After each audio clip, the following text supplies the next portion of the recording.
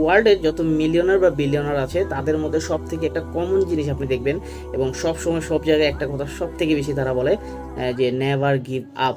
So তাদের এই কথাটা যদি আপনি ধরেন এবং হচ্ছে তাদের জীবনের সাথে যদি আপনি মিলান কথাটা, যে তারা কিন্তু শুধু শুধু এই কথাটা বলতেছে না। আপনি যদি যত মাল্টি মিলিয়নার বা মাল্টি বিলিয়নার দেখেন, তাদের জীবনে কিন্তু সাকসেস একটা, বাট ফেলিয়ার মানে ব্যাক এন্ডে ফেলিয়ারের সংখ্যা অনেক। যেমন আমরা যদি ডোনাল্ড ট্রাম্পের কথা আসি, ডোনাল্ড ট্রাম্প প্রায় 3 থেকে 4 বছর ব্যাংক্রাফট হয়েছে। যদি হচ্ছে আমরা কি বলে ওয়ারেন বাফেটের কথায় আসি, ওয়ারেন বাফেট একটা সময় পেপার সেল করতো।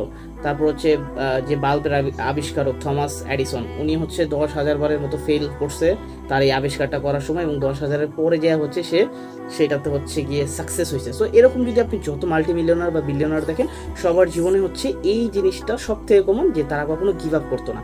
বাট আমরা সহজে হচ্ছে গিভ আপ করে দিই এবং হচ্ছে সহজে হতাশ হয়ে পড়ি।